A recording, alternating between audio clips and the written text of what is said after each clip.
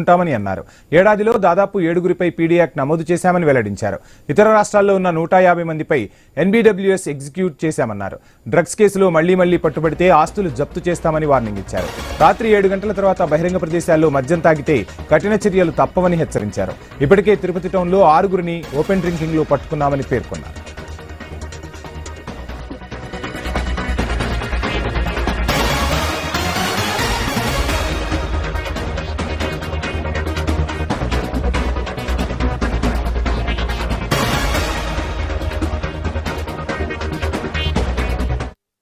అంటే counter intelligence units పనిచేస్తున్నాయి.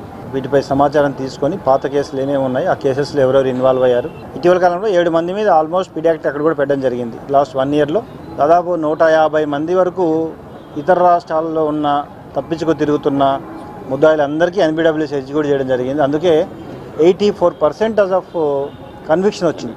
That is very big achievement. 85% వరకు కన్విక్షన్ అనేది రెడ్ శాండల్ టాస్క్ ఫోర్స్లో.